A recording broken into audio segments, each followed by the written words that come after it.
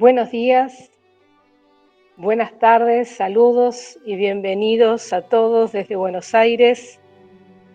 Fundación para la Historia de España está muy complacida de encontrarlos en el sexto y último panel del ciclo internacional de actualización #Historiadores 2021, que surgiera precisamente a partir de la oportunidad de la virtualidad general y obligada, y que aspiramos por su repercusión a darle continuidad y mayor difusión en una próxima publicación el próximo año. El ciclo Historiadores 2021 significó 6 paneles desarrollados en 7 días, 50 expositores entre especialistas e investigadores de diversas pertenencias académicas entre América y Europa, dialogando no solo sobre variadas temáticas, sino también desde distintas perspectivas disciplinarias, estableciendo el intercambio de ideas formativas junto a los socios y a los asistentes que siempre nos acompañan. Quiero destacar que nuestra querida Fundación para la Historia de España es una suma de buenas, generosas y valiosas voluntades, por lo cual es un placer expresar nuestro agradecimiento a la doctora Ana María Rivera Medina por su dedicada asesoría científica, a la doctora Gisela Coronado por su gestión y coordinación cuidadosa, y a cada uno de quienes se sumaron en esta actividad de conexión y que precisamente este panel así lo demuestra. A quienes colaboraron desde siempre, hoy nos encuentran reunidos, gracias María Inés Carsolio.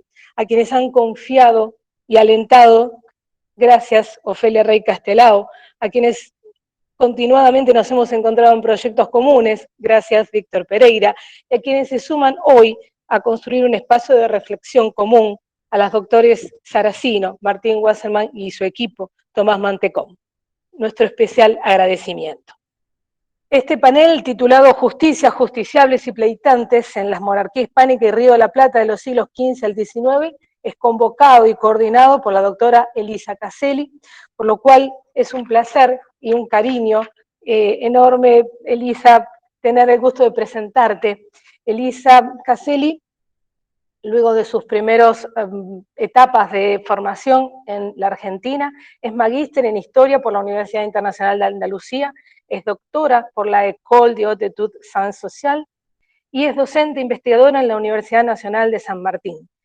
Miembro investigador del Grupo de Etudes Ibériques y del Centro de Estudios de Historia Social de la Justicia y el Gobierno. Por supuesto, entre sus publicaciones cuentan artículos, capítulos en obras colectivas y libros. Es autora de Antijudaísmo y de otros libros. Sus temas de investigación se centran en la historia de la justicia en la monarquía hispánica y en antijudaísmo, poder político y usos sociales de los recursos jurídicos. Especialmente, gracias Elisa, y te cedemos la palabra. Bueno, muchísimas gracias. ¿Se me escucha bien? Perfecto. Bueno, muchísimas gracias. Soy yo la agradecida y en particular mi agradecimiento va a Mariana Zapatero y a Gisela Coronado, que fueron mis interlocutoras en estos últimos días, pero en sus nombres a todo el equipo de la Fundación Historia de España por esta posibilidad y por ofrecernos este espacio. Quiero agradecerles también porque a partir de la propuesta de ustedes tengo la oportunidad de compartir nuevamente un espacio de diálogo y de intercambio con gente que admiro, con gente que quiero, con colegas que admiro sus trabajos y de los que me he nutrido a lo largo del tiempo. Así que el agradecimiento es doble en ese sentido. Y por supuesto también agradecer a quienes van a exponer y a integrar este panel de justicias, justiciables y pleiteantes en la monarquía hispánica, porque la verdad es que he tenido una recepción muy afectuosa, todos con una generosidad inmensa aceptaron sumarse de inmediato a este panel, y así que de verdad que les estoy muy agradecida. Es un placer y un honor para mí coordinar este panel, un lujo que me estoy dando realmente.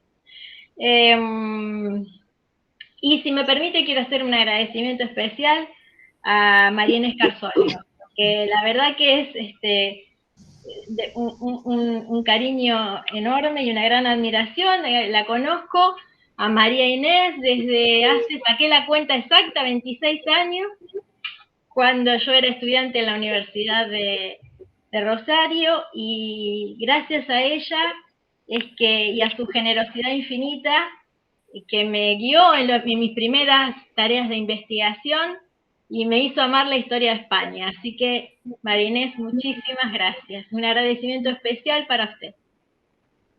Bien, tengo que decir que lamentablemente no vamos a poder contar con la participación de Darío Barriera, que estaba prevista en este panel y con quien había intercambiado varios mensajes y habíamos conversado mucho sobre los temas que íbamos a abordar en este panel.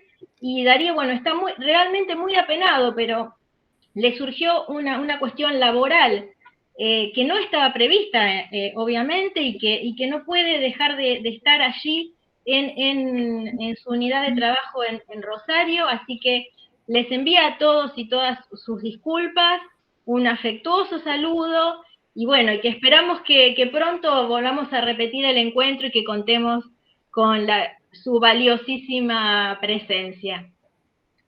Bien, no quiero extenderme demasiado en presentaciones, simplemente recordar que este tema que nos convoca y que nos apasiona, ¿no? El tema de la justicia como fundamento esencial del poder real, pero también nos importan las prácticas de la justicia, los usos sociales, el comportamiento de los agentes, ya sea de los que administran justicia como de los hombres y de las mujeres que recurrían a los tribunales o que se veían sometidos a los tribunales. Entonces, el abordaje es múltiple. La propuesta fue pensada para abarcar un periodo amplio, al menos desde el siglo XV hasta el siglo XIX, y sobre todo una propuesta que se piensa en términos históricos, es decir, en ambos lados del Atlántico, abarcando lo que era el espacio jurisdiccional de la monarquía hispánica. Bueno, como les decía recién, lamentablemente una parte del Río de la Plata no va a estar representada porque Darío no va a poder sumarse hoy, pero sí que va a estar Martín, va a estar muy bien representada por Martín Wasserman y su equipo, que trabajan cuestiones del Río de la Plata. Les decía, las perspectivas son múltiples y como vamos a poder apreciar, los trabajos que van a integrar este panel así lo demuestran, de manera que me parece que lo mejor será que pasemos a las exposiciones y que nos escuchemos y dialoguemos entre nosotros y esto de un poco como les comentaba así en la cocina de este panel a los colegas los y las colegas que se sumaron, que la propuesta principal y el interés principal es el intercambio, el diálogo. Entonces, vamos a escuchar las exposiciones y luego conversar, que eso tanto nos gusta, ¿no? Bueno, una vez más agradecer a todo el mundo. Si les parece bien, la dinámica que propongo es exposiciones de alrededor de 25 minutos, media hora, y cuando falten 5 minutos para que se cumpla el tiempo, yo directamente interrumpo y digo aviso que quedan 5 minutos, así nos vamos acomodando. Bien, entonces paso a presentar a los primeros expositores. La primera exposición estará a cargo de María Inés Carsolio y de Víctor Pereira. María Inés Carsolio es doctora en Historia Medieval y Moderna por la Universidad de Buenos Aires, profesora titular de Historia General 4 en la Facultad de Humanidades y Ciencias de la Educación de la Universidad Nacional de La Plata. Hasta 2017 fue profesora titular en la Facultad de Humanidades y Artes de la Universidad de Rosario, hasta su jubilación en 2012. Asimismo fue profesora invitada y ha realizado estancias de investigación en universidades de España y de Francia, ha dirigido y codirigido tesis de licenciatura, de maestría, entre ellas una que me toca, que me corresponde, de doctorado, y ha integrado numerosos proyectos de investigación y actualmente sigue participando en proyectos de investigación en la Universidad de La Plata.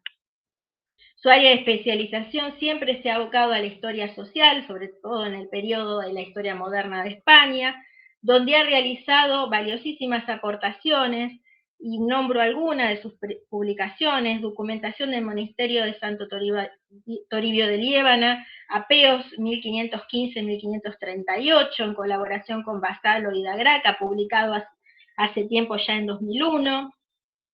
Coordinadora de Inclusión-Exclusión, las dos caras de la sociedad Antiguo Régimen, publicado en 2003. Compiló junto a Darío Barriera Política, Cultura, Religión del Antiguo Régimen a la formación de los estados nacionales, homenaje a Reina Pastor, y junto a Cecilia Lagunas y Rosa Fernández, El Antiguo Régimen, una mirada de dos mundos, España y América, 2010. Esto entre muchísimas otras publicaciones, un nutrido conjunto de artículos en obras colectivas y revistas especializadas tanto nacionales como internacionales.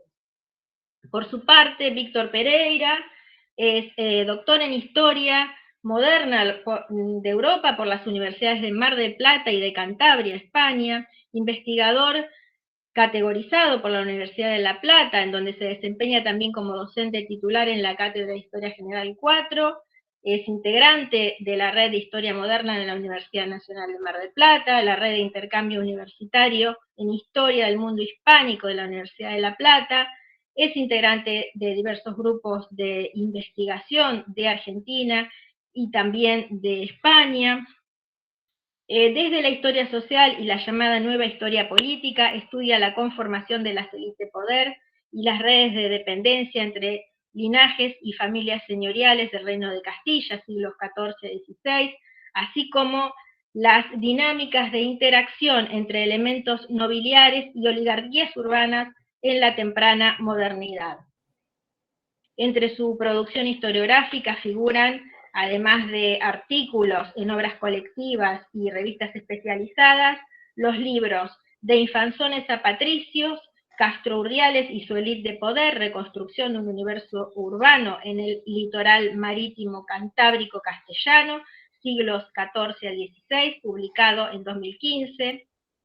También de 2015, Articulación territorial en los espacios plurales de las monarquías ibéricas, siglos XVI-XVIII, en colaboración con Emir Raitano y Julián Carrera, y junto a otros autores ha publicado más recientemente Estudios en Historia Moderna desde una visión atlántica, libro en homenaje a la trayectoria de la profesora María Inés Carzoglio.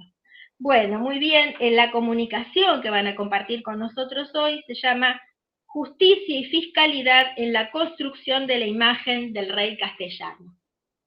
María Inés y Víctor, entonces, les cedo la palabra.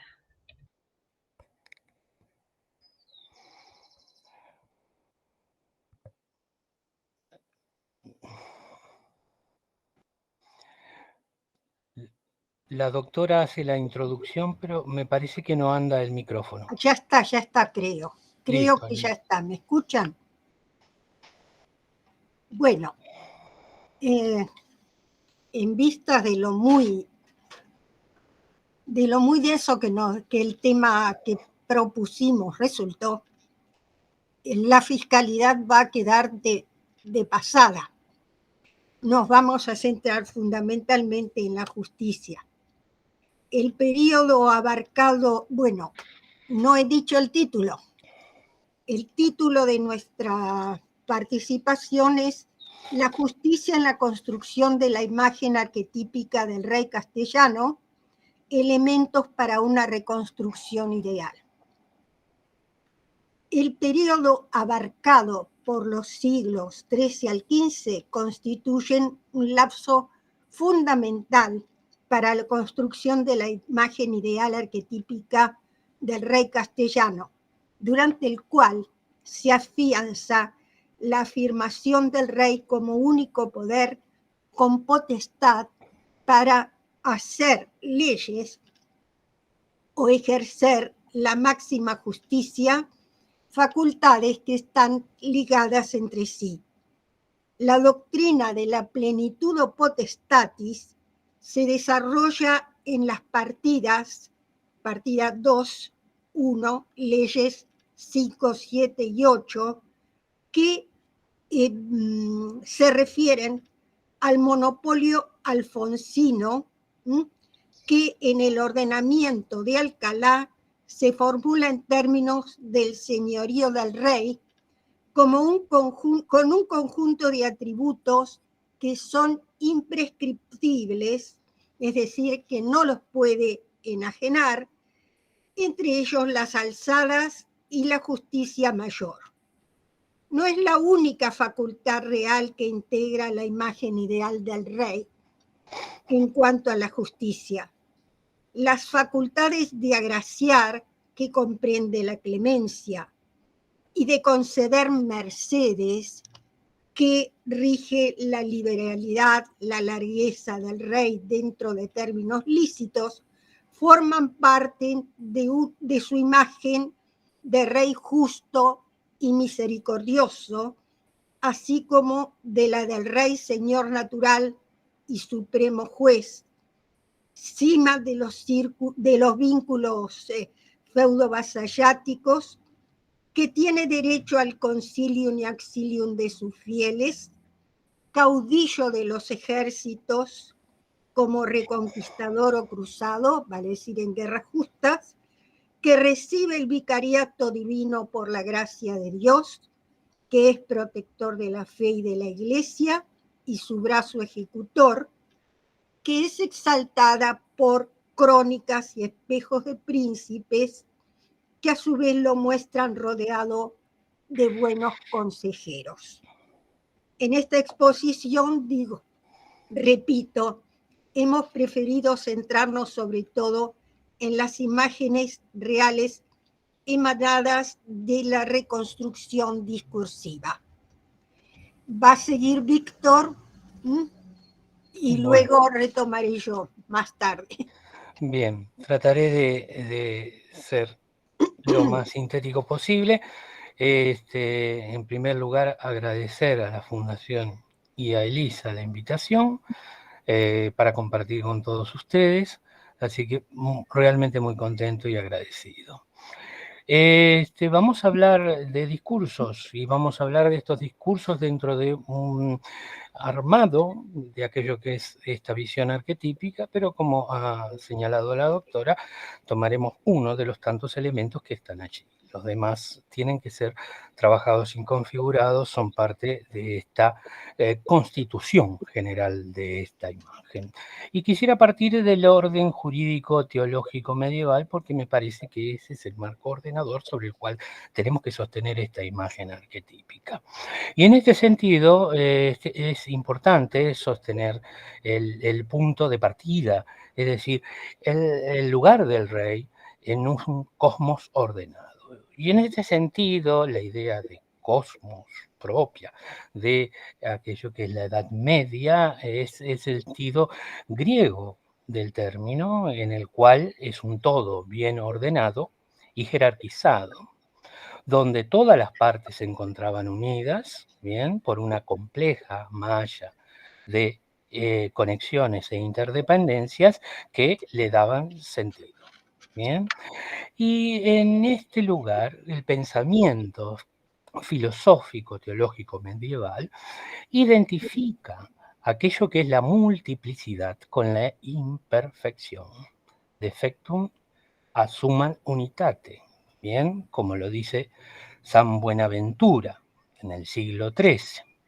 Y el principio básico, en este sentido, es el principio de ordenación, que tiende siempre a congregar la multitud de cuerpos en uno, rigiendo dicho precepto tanto para la naturaleza como para la sociedad. En ese sentido, tomando a Santo Tomás, bien, que dice, es natural que el gobierno por uno. Las abejas tienen un rey y en todo universo hay un solo Dios, creador y señor de todo. Y con buena razón, agrega. Bien, por lo tanto, el orden humano, social, como el natural, comparten en ese sentido su primum mobile, es decir, el movimiento impuesto por el Creador a todo el universo. Sintetizando esto, el orden cosmológico es también orden político. Pero junto con el principio de ordenación es necesario ver el principio de reducción de las partes al todo.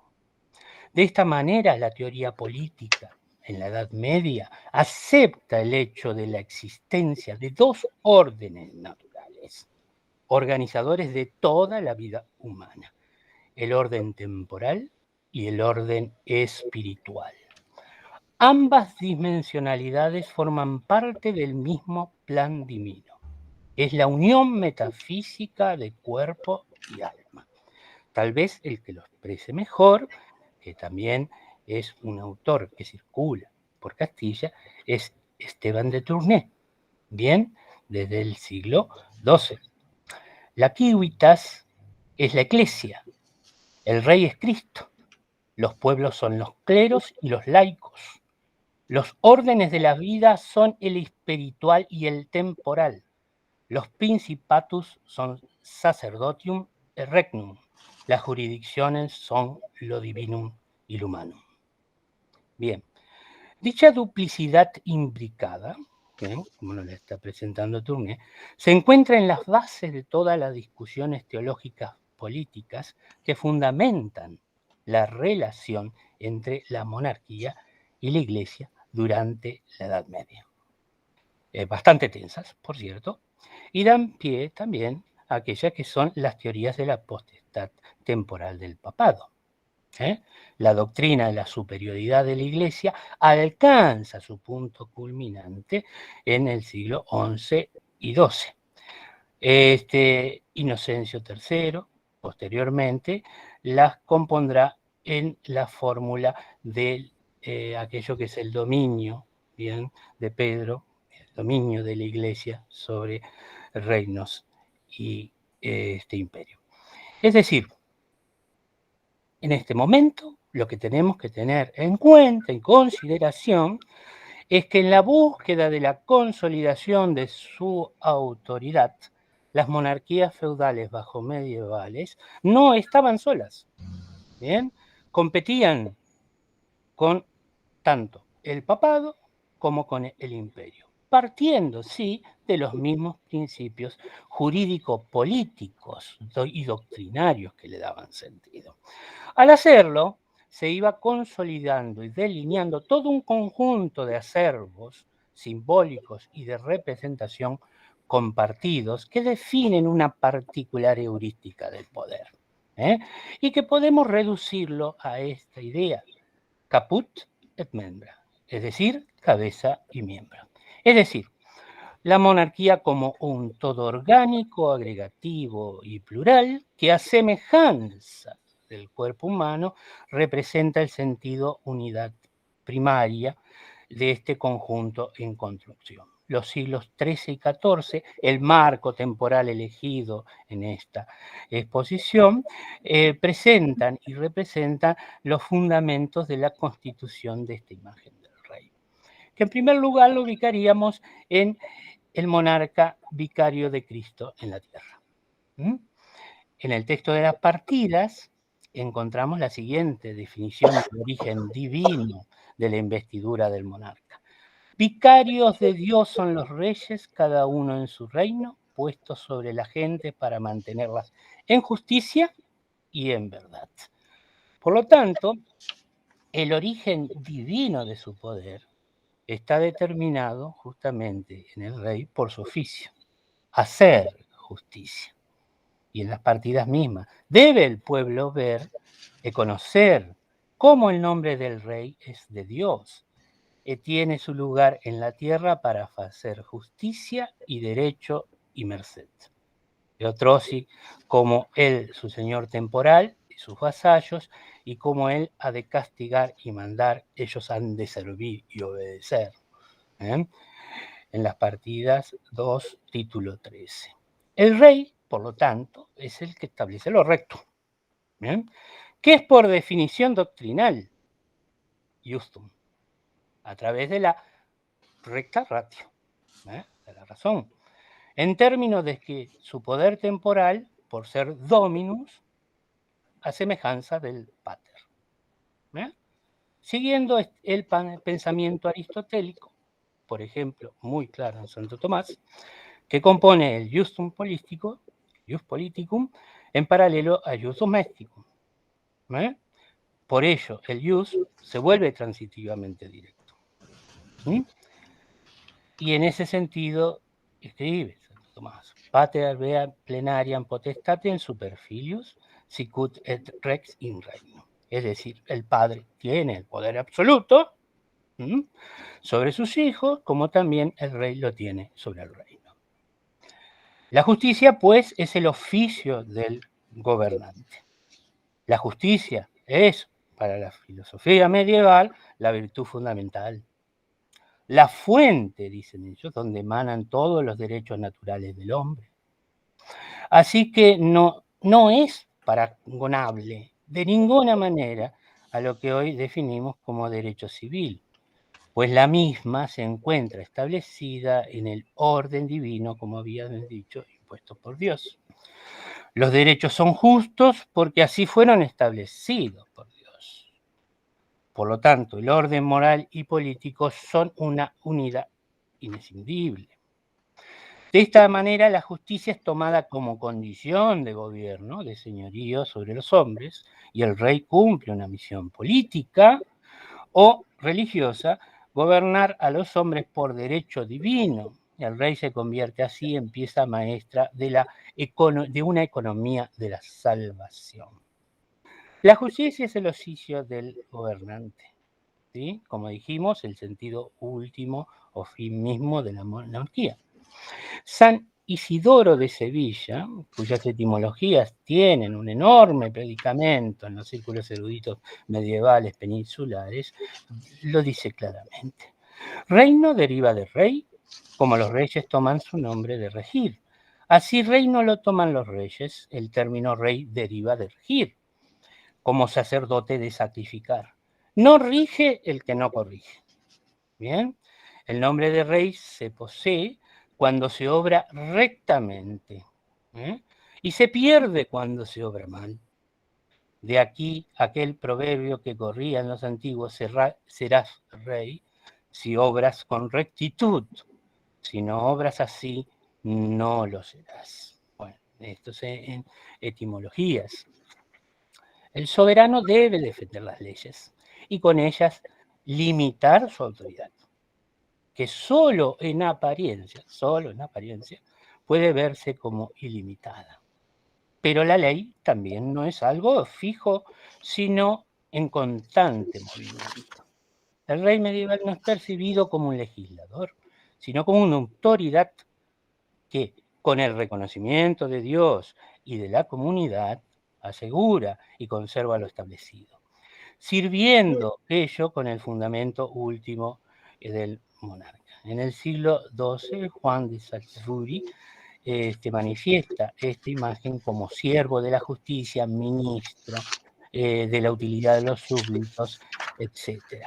Este es el principio en el cual se rige justamente la idea de que el príncipe, ¿sí?, porque también lo sostiene Juan de Salisbury, puede y tiene lo que al príncipe place, tiene fuerza de ley. Sin embargo, esto que podría sonar como una contradicción, en Juan de Salisbury lo matiza perfectamente en su Polycarpicus. La única o principal diferencia entre tirano y príncipe consiste en que éste obedece la ley y conforme a ella rige al pueblo de que se estima servidor. Dicha diferencia entre príncipe y tirano encuentra como reflexión espejada invertida, prefigurando la idea del monarca medieval. En las partidas aparece en términos de necesidad de soberano de someterse a la ley para el común provecho de su pueblo. Guardar debe el rey la ley. Si él no la guardase, se tornaría daño del procomunal. Las alusiones, también hay alusiones al tirano, por supuesto. Aman más hacer su pro, manguerse a daño de la tierra, que procomunal de todos. Nunca se abandona la idea del carácter personal, de las atribuciones del mismo de dictar leyes. El emperador o el rey pueden hacer leyes, dicen las partidas, sobre las gentes de sus señoríos. Otro ningún ha de poder hacer en lo temporal, fuera ende si lo ficiese con otorgamiento de ello. Es decir, estas potestas legislativas no es absoluta. Siempre se va a encontrar limitada. Embargar no puede ninguna cosa las leyes que no hayan la fuerza y el poder que habemos dicho, sino de tres cosas. La primera, el uso; la segunda, la costumbre; la tercera, el fuero. De allí que la imagen del rey en su función legisladora no deba actuar en solitario, sino en concilio, que es otro de los elementos que aparece en concilium con los hombres buenos del reino. ¿Por qué? Y el por qué es explicado fácilmente dentro de partida, porque el facer es muy grave cosa y el desfacer muy ligero. Por ende, el desatar leyes, el tullirlas del todo que no valgan, no se debe hacer sino con gran consejo de todos los hombres buenos de la tierra. Es decir, aquí vuelve permanentemente al problema del principio unitario que rige la concepción filosófica política medieval y encuentra su metáfora comprensiva en una concepción organicista del reino, como un cuerpo político conformado por múltiples corporaciones a su interior y que cada parte responde orgánica y jerárquicamente al conjunto. Por eso la definición de esta imagen, caput et membras, de cabeza y miembros, y debe ser plasmada idealmente como un organismo social y político que responde no por principio de identidad, sino por principio de imitación a la misma disposición de ese organismo natural. Así como el universo se presenta como un único reino que tiene un Dios como monarca, la única cabeza y principio motor, todo señorío temporal, debe ser representación parcial del mismo. El señorío humano es así emanación divina y es regulado por él. Pero también el príncipe es modelo, es decir, el espejo donde todo se cata. Así como Dios es modelo del monarca y del gobierno del reino, es él a su vez espejo donde deben ajustarse las acciones de los vasallos. A ejemplo de él, dice las partidas, se mantienen todos los otros, y de él es el espejo donde todos los otros se catan. Bien. Hay toda una serie de trabajos bien relacionados a estos espejos de los príncipes, de los cuales en Castilla hay varios. Es decir, los castigos y documentos del rey Don Sancho, el libro de los 100 capítulos, el libro de los 12 sabios, las flores del derecho, el especulum, etcétera, etcétera, etcétera. ¿Bien? Pero en todas nosotros encontramos esta idea de, en su forma literaria, poder presentar textos que tienen que ver con la moral del príncipe. En síntesis, entendiendo que a través de esa actitud moral el príncipe debía gobernar el reino. Bueno, me he quedado sin tiempo yo, así que sigue la doctora Marínez.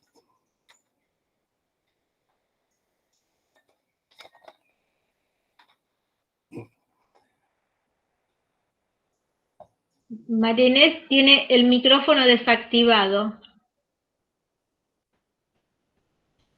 Bueno, basándome en la ingente bibliografía al respecto, considero que la primera proyección cristalina de una imagen real está en las partidas.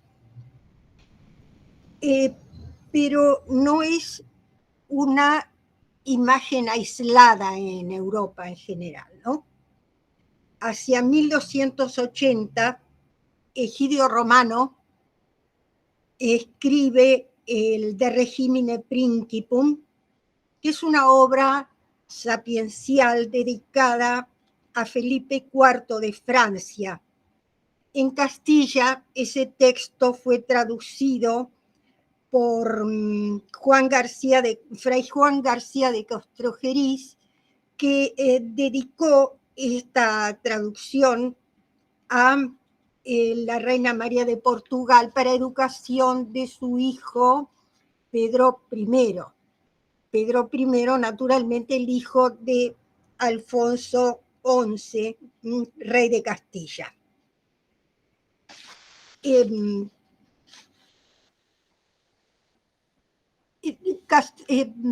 Castrojeriz, como Egidio Romano, consideraban que la monarquía era la mejor forma de gobierno de los hombres, basándose en Aristóteles, y dentro de las monarquías, las que tenían forma más razonable y perfecta eran las que procedían por herencia en cuanto a la sucesión. Pero tenía un problema. De esta manera era fundamental el principio de la educación del príncipe, ya que no era electivo, desde su más tierna edad, para prepararlo internalizando los más altos valores para que rigieran su conducta. Esta conducta debía empezar por el dominio de su persona, luego debía prepararlo para la dirección de su familia y de su casa, y en tercer lugar para el gobierno de la República. La educación del príncipe entonces era esencialmente moral para constituirlo como modelo de virtudes, digna cabeza del reino. Tenía que ser el más noble entre los hombres, lo que legitimaba su condición de superioridad frente al resto de sus vasallos, los cuales le debían sujeción y obediencia. Egidio exalta así un modelo de monarca que sacraliza como ministro de Dios, Dei Minister, decía él. Y lo sacraliza a través de la gracia divina que le permite ejercer el gobierno sobre el pueblo, es decir, ser multitudinis rector. Era como el alma inmortal en el hombre, o sea, paralelamente al cuerpo humano en el reino, el rey era a su vez el alma del reino. El deber del príncipe, por lo tanto, era ejercer esa superioridad sobre sus súbditos, convirtiéndose en guía, regla y modelo. El príncipe, dirigido por su propia conciencia, se dirigía así al bien común, conducía y acercaba al pueblo a Dios, porque es la representación del bien supremo, común y universal. Esto es traducción de las palabras de Egidio Romano, ¿no? De allí que la función del príncipe y su oficio sean trascendentes, porque su oficio era dirigir a los demás, a otros, es decir, a bien vivir. Este es un principio, ¿no es cierto?, firmemente aristotélico. La preocupación de Egidio por fortalecer la figura del monarca lo llevó a afirmar la superioridad del mismo, incluso para sobrepasar los límites que marcaba la propia ley, otorgándole preeminencia a la función legislativa del príncipe, del cual decía positiva lex est infra principatum, es decir, la ley positiva está por debajo de la decisión del príncipe. Eso le era necesario en ciertos momentos al príncipe para castigar con rigor a los que exceden la ley. En el contexto castellano de la guerra civil que se produce en Castilla entre 1350 y 1369, entre el que sería Enrique II más tarde y el rey Pedro I, este principio va a ser sustentado a su vez por la teoría del tirano, ¿no es cierto?, que desarrolla la propaganda enriqueña. Este principio de combatir al tirano aparece ya en el siglo XII con Juan de Salisbury, puesto que el tirano representa y encarna al mal y al demonio. Por lo tanto, el monarca legítimo debe defender las leyes y la libertad de los súbditos cuando el tirano propende a la destrucción de la justicia y la esclavitud del pueblo.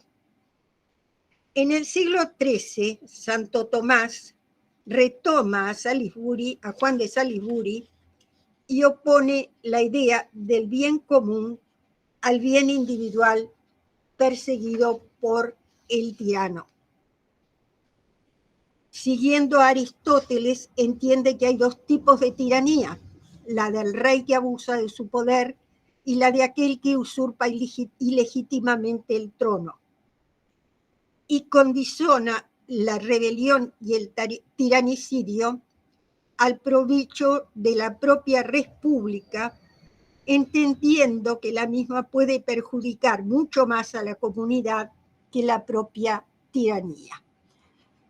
En este sentido, la línea argumental seguida por la propaganda antipetrista configura una imagen de Pedro I como tirano, negándole al monarca la legitimidad de la herencia legítima, cargándolo con los cargos de enemigo de Cristo, hereje, tirano cruel y sanguinario, aficionado a moros y judíos, etc. La construcción de la idea de tiranía también puede configurar de todos modos una identidad positiva, porque en el caso de Enrique no puede soslayarse la posibilidad de que es un usurpador del trono, pero de todas maneras existe la justificación de que a defecto de título puede adquirir derechos a través de sus virtudes, mientras que el monarca legítimo al configurarse como tirano las pierde. Perdón que interrumpa, quedarían más o menos 5 minutos. Bueno, yo no puedo ir más que a las conclusiones. Entonces, bueno, ese periodo, digamos, fue el esencial de la configuración o de la consagración de los principios anteriormente acuñados y que se reflejan no solo en la literatura, en las crónicas, en la poesía, sino también en la plástica, en retablos y cuadros de este periodo. Enrique II configuró, ¿no es cierto?, un modelo de monarquía que llegaría hasta los reyes católicos. Y voy entonces a las conclusiones. La Guerra Civil de 1366 consolidó una imagen de la monarquía y del poder del rey castellano medieval que ocupa un largo proceso de casi 300 años, comenzando con Alfonso X, y que tal vez ya estaba esbozado en los proyectos de Fernando III. Bueno, la idea del origen divino del poder real ya apareció en el siglo XI y es uno de los recursos ideológicos que va a continuar. He hablado del arquetipo político y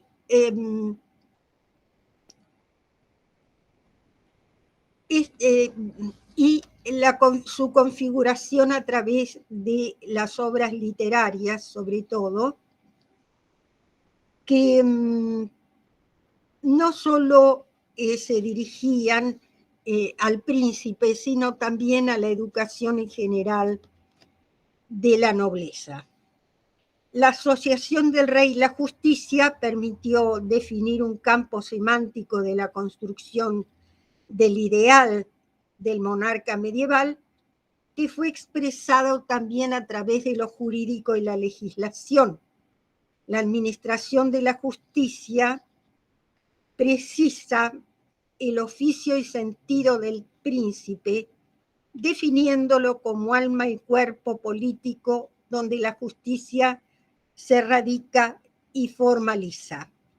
El rey es el que rige el reino, entendiendo que la disposición y colaboración natural entre las partes membros tiene su fundamento en la justicia, que debe ser aplicada por una única persona, el rey, derivada de arregendo, que quiere decir recto agendo, de manera que el rey es entendido en términos de regidor, de regla, y el monarca y su función se confunden en ese ejercicio. En síntesis, rey y regidor permitió también conformar la idea del reino como sinónimo de señorío, más allá de la mera territorialidad. Kleine sostenía que lo que justificaba la unidad del cuerpo político en los textos de Alfonso X es la noción aristotélica de naturaleza, lazo de unión entre los hombres, que hace que el rey sea el señor natural de su pueblo, es decir, de las personas nacidas en él, exceptuando los extranjeros. Ese vínculo que une de alguna manera a los tres elementos del cuerpo político es considerado como el tipo más elevado de señorío, que subsume así doctrinalmente las demás relaciones feudales de sujeción al vínculo principal de naturaleza. Nieto Soria dice que la idea de señorío natural como reivindicación de la esencialidad del vínculo entre el rey y el reino, junto con la transferencia de elementos de la ideología imperial, fomentó el principio de Rex Imperator in Regno Suo, determinando con ello que a partir de ahora esa esencial unión entre rey y reino se iba a interpretar desde las nuevas posibilidades que ofrecía el derecho romano, a partir de esos siglos, quiere decir, con el que se contribuiría a perfilar aquellos elementos sustanciales e irrenunciables para la cohesión del reino, tales como la moneda, la justicia, la guerra y la paz, como atribuciones exclusivas del rey. Es decir, que la imagen arquetípica del rey en esos siglos amalgama al rey y al reino en una construcción histórico-social, sumando diversas configuraciones simbólicas y elementos que permiten comprender esa unión, o mejor dicho, permiten pensar esa unión como natural. Y aquí termino. Muy bien, muchísimas gracias a los dos por esta exposición y las reflexiones que nos dejan sobre las imágenes del rey, la construcción de las imágenes del rey. Bueno, ahora me tocaría a mí. Yo agradezco ahora la presentación que ya más temprano hiciera Mariana, así que en mi caso paso directamente a mi comunicación, a compartirles mi comunicación, que se titula Reflexiones e interrogantes sobre la cotidianidad judicial en la Castilla bajo medieval y de la modernidad temprana.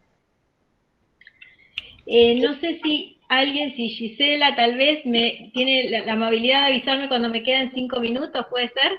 Sí, no te preocupes, Elisa. Muchas gracias.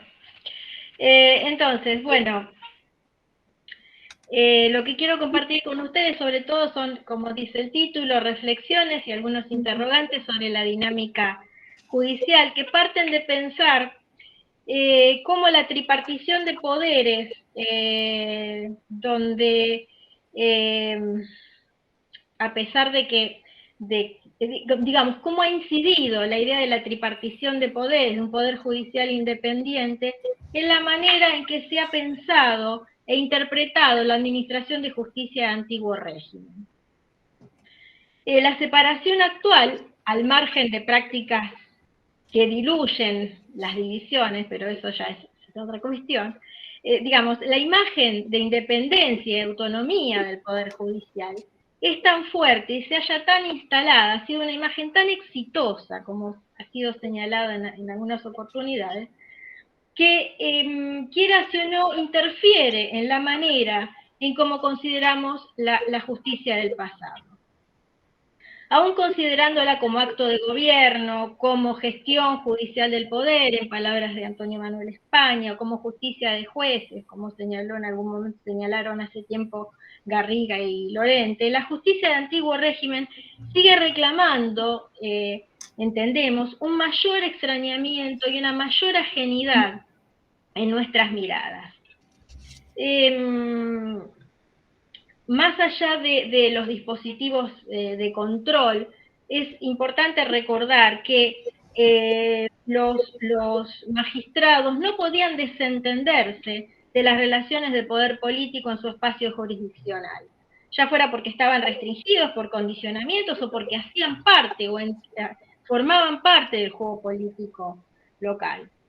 Mi interés entonces es compartir con ustedes algunas reflexiones en torno a estas problemáticas, sobre todo circunscribiéndome a la corona de Castilla entre finales del siglo XV y principios del siglo XVI, en una documentación de procedencia casi toda de procedencia judicial, fundamentalmente del Archivo Real Chancillería de Valladolid, pero también en buena medida del Archivo de Simancas, del Registro de Sello de Simancas, y bueno, y eventualmente obviamente que la necesidad del diálogo y la complementariedad con las fuentes normativas.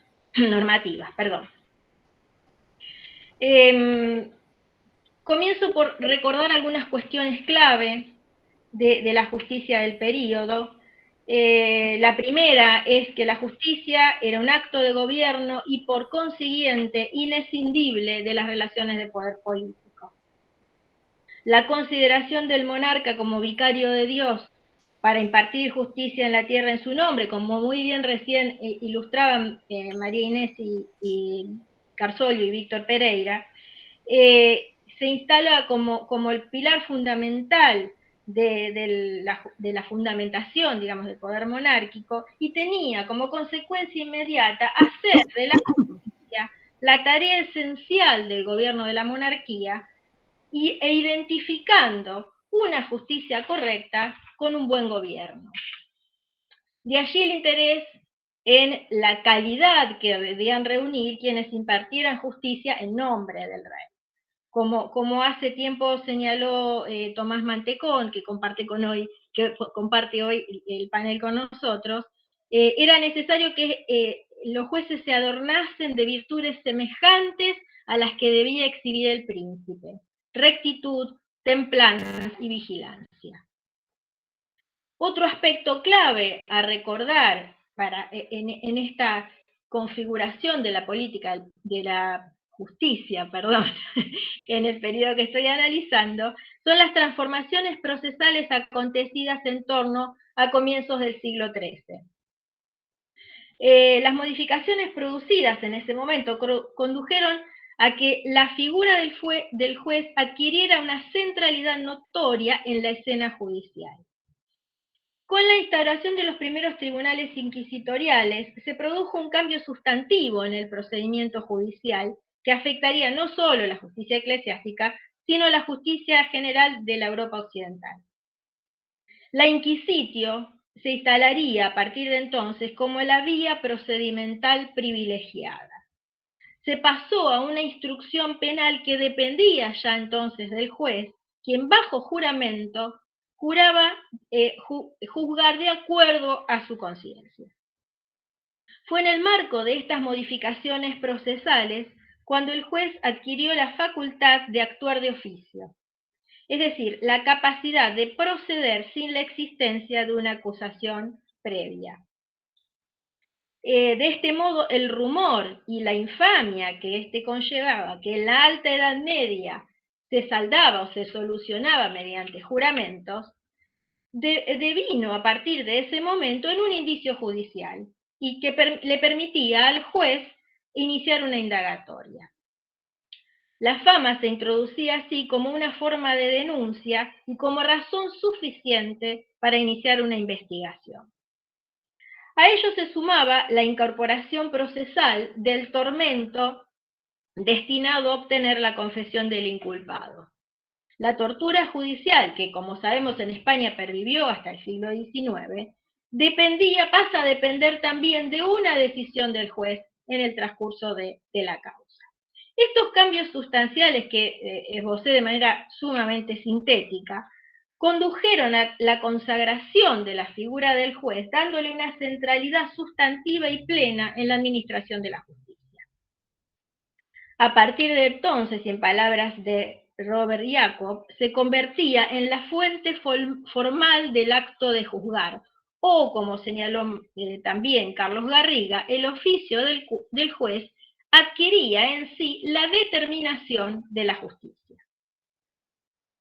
Pero a mi juicio hay otro elemento clave que también se consolida a partir de ese momento y que ayuda a su vez a la consolidación de la figura del juez, que es la extensión de la pena pecuniaria en el ámbito judicial. Pues invariablemente una porción de esa pena era destinada al juez interviniente como derecho por su actuación. Y esta facultad, lejos de constituir un hecho menor, le sumaba al oficio una capacidad superlativa.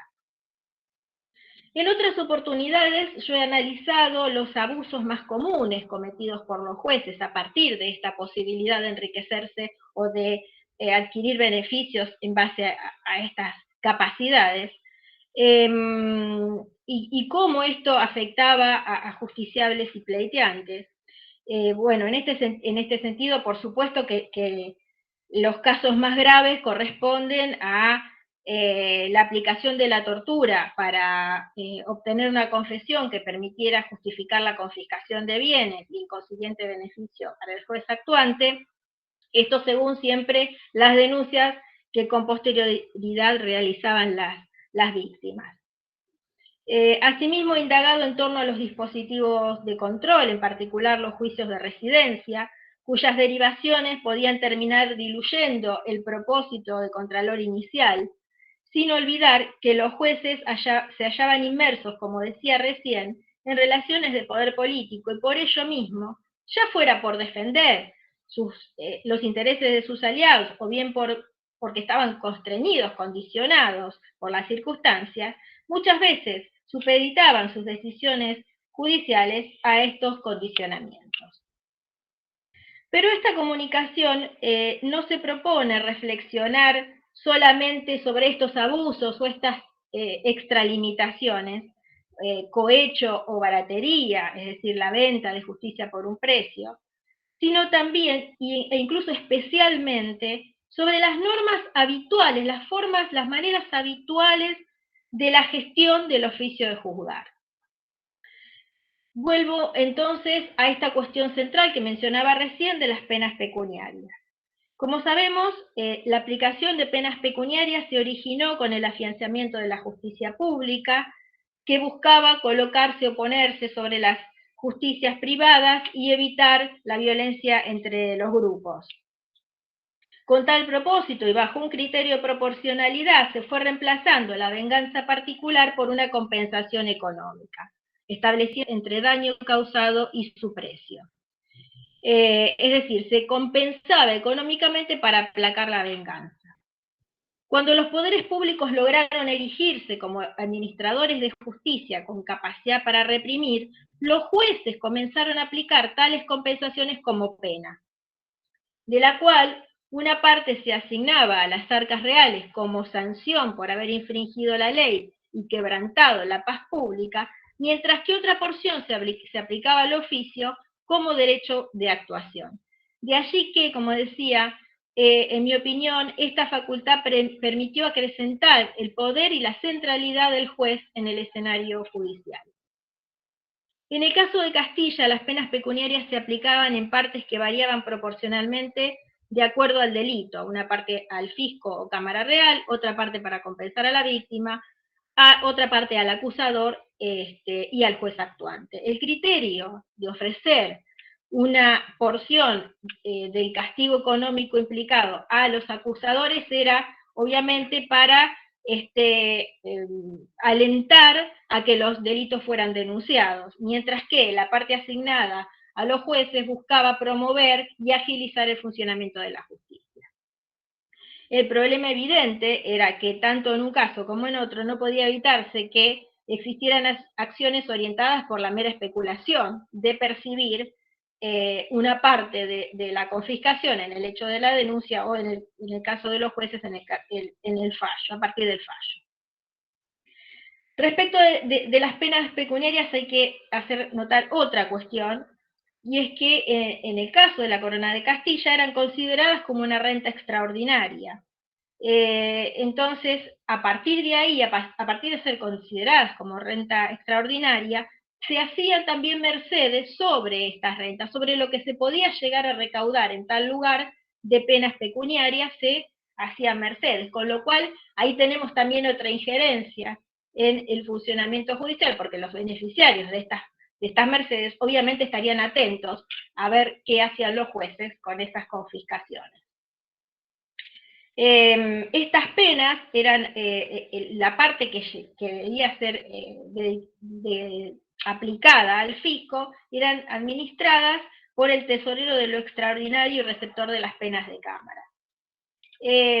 Lo que se puede apreciar a través de varios documentos emitidos desde la tesorería es que los jueces no rendían siempre las penas que aplicaban, es decir, la parte que estaba destinada a la Cámara Real no siempre se rendía, y hay sucesivos ejemplos de reclamos en este sentido. Siempre, como les decía, en este periodo acotado de finales del siglo XV, principios del siglo XVI.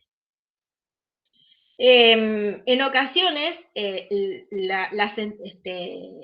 cuando se decide no en la sentencia, porque la sentencia no se argumentaba, pero sí se dice que se aplica, en qué se aplica la pena, se dice según estilo y costumbre, podía ser entonces destinada a los ejecutores de la justicia, una retención que las leyes expresamente prohibían, pero que la encontramos habitualmente en las designaciones, en las declaraciones de los jueces de cómo van a aplicar la pena, pero otras veces dicen, por ejemplo, obras pías, y en realidad eso va también a parar al bolsillo de corregidores. Otro aspecto fundamental de las penas, y no me quiero olvidar de señalar esto, es que también eran utilizadas para el funcionamiento mismo de la justicia, de los tribunales, ¿no?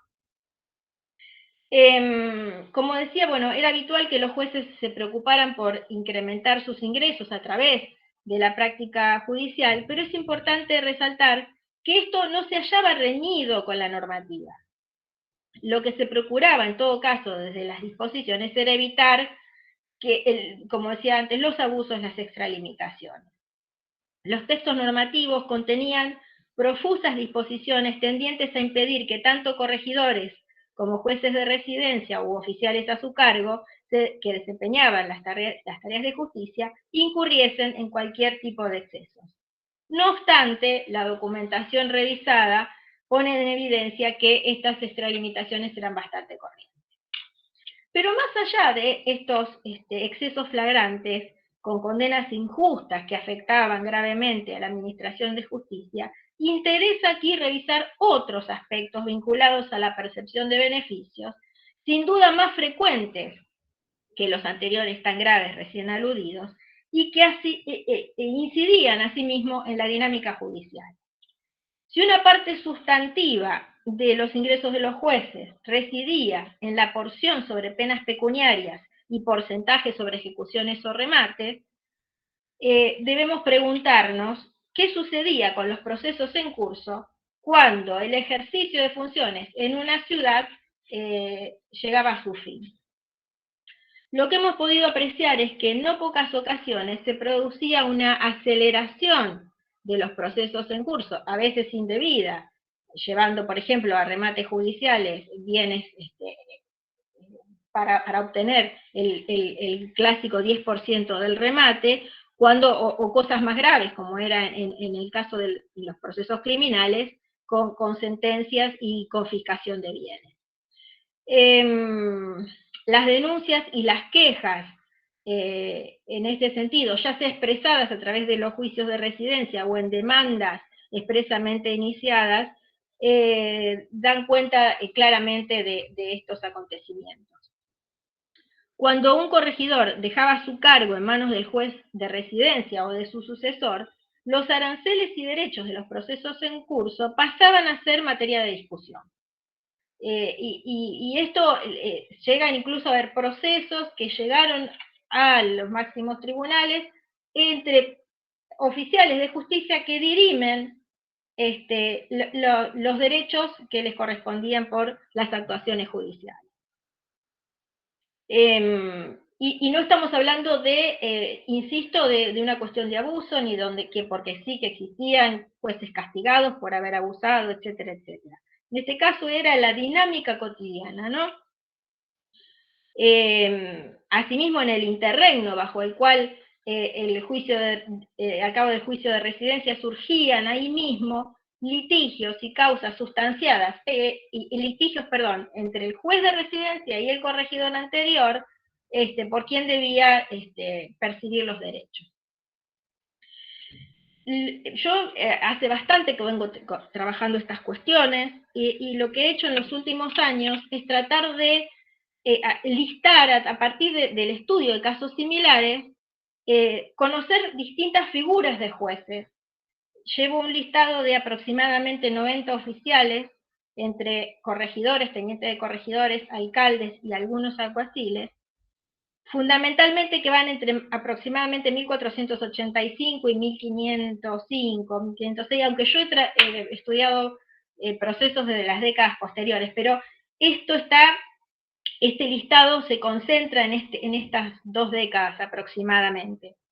Y entonces lo que he hecho es estudiar desde abajo, estudiar la trayectoria de cada uno de estos, no de todos, no llegué aún a analizar a todos, pero tengo varios casos analizados pormenorizadamente para ver cómo era la dinámica, cómo era la cuestión del oficio en sí. Mi preocupación central es sobre todo indagar en torno a la gestión económica del cargo, ¿sí? Que era en sí mismo también la gestión judicial, la gestión económica de la justicia. Esto integraba el desarrollo cotidiano de la justicia. Y marco aquí una diferencia, es decir, como no estoy pensando solo en los abusos o extralimitaciones, donde, como decía hace un momento, se veían afectados o perjudicados justiciables y pleiteantes, sino que es un costado más rutinario de esa gestión económica, que no pasaba la línea de lo permitido, que no la transgredía, que era socialmente aceptado y que formaban prácticas concomitantes o paralelas de la actividad judicial. Por eso insisto en que integraban o formaban parte del desarrollo de la justicia. Lo que interesa, en definitiva, es profundizar aquello que hace ya tiempo Tomás y Valiente describiera como la cara bifronte del oficio de juzgar, o que más recientemente Carlos Garriga analizara como la convergencia de dos personas en la figura del juez, una parte pública que ejercía la jurisdicción y una privada que debía responder por las actuaciones que debía responder de manera privada por esas actuaciones desarrolladas como parte de su actividad pública. Entonces, lo que me preocupa es ver esa dinámica propia de los oficiales de justicia y de cómo se gestionaba la justicia en ese periodo. Entonces, algunas características a través de estos casos estudiados. Con relación a la rotación en el cargo, si bien las provisiones por lo general indicaban que el corregimiento durase un año, luego encontramos permanentemente solicitudes de prórrogas, que hacían que el oficio a veces se extendiera por años. Pero no obstante esto, las características generales y lo que encuentro es una gran movilidad de agentes de justicia, ¿sí? Otra de las particularidades es que desempeñaban distintos cargos, es decir, no es que alguien porque fuera designado corregidor iba a ser siempre corregidor de un lado a otro. Lo que encontramos es que de pronto era designado corregidor por un periodo determinado en una ciudad, luego obraba como juez de residencia, podía quedarse luego de hacer la residencia como corregidor, ser designado en el lugar como corregidor, pero también podía pasar a otro lugar, y esto hacía a esta movilidad que yo mencionaba recién. También, por supuesto, y a veces de manera simultánea, eran designados pesquisidores, por ejemplo, un corregidor podía ser designado juez pesquisidor en otro punto por fuera de su corregimiento para analizar un caso particular. Esto también lo podemos encontrar. Para cada una, entonces, de estas funciones o designaciones, se asignaba un salario, pero lo más común, un salario que debía ser afrontado por las rentas locales, pero lo más común era también que apareciera en las provisiones, y sobre todo cuando se trataba de pesquisas, que se los facultaba para cobrar su salario de las actuaciones. Esto directamente figuraba así. Otro aspecto clave que se deduce, digamos, de este análisis, es que tanto corregidores como jueces de residencia, también los pesquisidores, según el caso, desempeñaban tareas de gobierno. Esto ha sido ya muy bien estudiado, pero es interesante analizar la práctica cotidiana de esto. En tanto, representantes del rey asumían de manera formal la conducción de la institución política local, lo que no implicaba que se impusieran por sobre los poderes locales, que eso es otra cosa. Muy por el contrario, lo que por lo general ocurría era que se veían condicionados a pactar con los bandos que ocupaban los cargos en los consejos. Pero lo importante de este aspecto, que me parece nodal, era que, aún con las limitaciones apuntadas, adquirían la capacidad de regular y controlar la administración de los recursos consejiles, al mismo tiempo que se constituían en la máxima autoridad local en materia de justicia. Otra de las características que encuentro al analizar estos trayectos es que en algún momento siempre vamos a encontrar que están en un litigio por algún beneficio, ya sea por algún beneficio, por algo que cobraron, o bien, y les es reclamado, o bien por algo que entienden que deben percibir y el reclamo parte del juez, ¿no? Esto lo podemos encontrar como derivaciones de los juicios de residencia o bien por demandas entabladas ex profeso. Para aquellos que no lo conozcan, si bien es un tema bastante conocido, de todas maneras no está de más recordar que el juicio de residencia podía contener en sí decenas de denuncias y que de esas decenas de denuncias, digamos, se abría como las ramas de un árbol. Cada una de esas resoluciones del juez de residencia podía ser apelada o podía ser abandonada o podía ser contestada por el juez residenciado tenía la posibilidad de hacer un descargo ante el Consejo Real, con lo cual sobre cada una de las decisiones que tomaba el juez de residencia, como decía recién, se podía abrir como las ramificaciones de un árbol, y ahí aparece muchísimo material interesante para ver esta dinámica judicial de los derechos de los jueces y de lo que se consideraban abusos, y también de los usos sociales que se podía hacer, los usos sociales y políticos que se podía hacer a partir de ahí. Los reclamos que encontramos y que mencionaba recién, que involucran a jueces y oficiales de justicia, obviamente que son podríamos dividir en dos grandes grupos. Los que nacían de pleiteantes y justiciables que se habían visto afectados, o entre los mismos oficiales, reclamos entre uno y otro, como yo mencionaba recién, y ahí la cuestión fundamental se originaba en a quién pertenecían los derechos de algún proceso judicial. Como consecuencia de estos litigios se podía determinar, por ejemplo, que un juez devolviera cierta cantidad de dinero percibido, y si no lo hacía, la parte afectada podía solicitar el embargo del salario o de sus bienes. Esto también es muy frecuente encontrar. Lo interesante de este aspecto es que se trataba de algo corriente y asumido por los oficiales. Es decir, insisto con esto, no me refiero a casos graves de abusos y tal, sino de unas prácticas cotidianas de la gestión económica de la administración de la justicia. Entonces, al punto que estaba asumido, yo cito un ejemplo. Juan de Villegas, procurador de Diego Orense, vecino de Burgos, está tratando un pleito y representando como procurador a Diego Orense, que era de Burgos, ante el teniente de corregidor de la Villa de Madrid. Entonces el pleito se extiende, en un momento él se queja de que está gastando mucho, que le está haciendo gastar mucho a su representado, y dice: que a 15 días que estoy detenido en esta villa, y vuestra merced hará lo que debe y es obligado, y en otra manera, protesto de cobrar de vuestra merced todo el daño de intereses que a mi parte le viniere. Vale decir, le está diciendo no que va a reclamar las costas a la parte adversa, sino que le va a reclamar al juez mismo porque está demorando en su sentencia. Esto, como decía... Quedan 5 minutos. Gracias. Comento un ejemplo. Esto ocurre en Badajoz a principios de la década de 1490. 1492, el bachiller Gonzalo Fernández del Castillo es designado corregidor.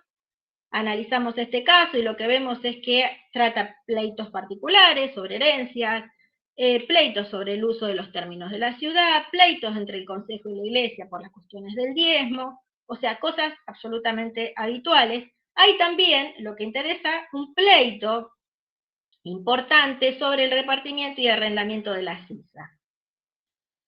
Gonzalo Fernández del Castillo, en tanto corregidor, debe velar por los recursos de la ciudad y también dispone sobre ellos. Pero al mismo tiempo actúa como juez en un litigio sobre la sisa, donde un caballero regidor, vecino de la ciudad, acusa a un par de fraude en esta recaudación la CISA, un fraude que se estima en un 60%, o sea que no era menor. No me quiero extender, además que me quedan pocos minutos, pero obviamente nos encontramos en algo que era absolutamente común, que era el enfrentamiento de los grupos a nivel local por el manejo de los recursos. La cuestión es que el corregidor de ninguna manera puede quedar al margen de esos enfrentamientos. Por un lado, él como administrador utiliza parte de ese recurso de la CISA. De hecho, hay documentos que muestran que él paga gastos provenientes de la CISA, pero por otro lado, él debe expedirse como juez y necesariamente va a favorecer a uno de los bandos. Entonces, este tipo de colisiones de intereses eran el pan de cada día, como sabemos, ¿no? Y esto también aparece en los juicios de residencia, es decir, es muy común ver que no solo son reclamos de pleiteantes, muchas veces el juez de residencia condena por una mala administración o porque se gastó dinero indebidamente, etcétera, etcétera. Sería por un mal uso de los recursos del consejo.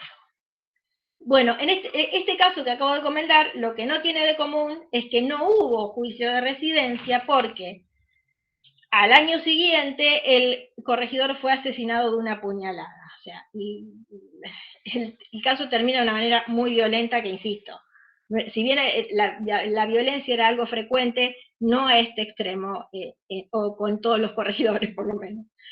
Pero sí el crimen nos ofrece también, siguiendo el caso y tirando del hilo, ejemplos de lo que decíamos recién, ¿no? Tras la muerte de Fernández del Castillo fue designado corregidor el licenciado de la Cava, quien estuvo poco tiempo en el corregimiento, pero cuando hubo de dejar las varas de la justicia, que tenía recibidos 3 o 4 mil maravedíes que eran demasiados de su salario y que no le correspondían, y hay un reclamo en tal sentido.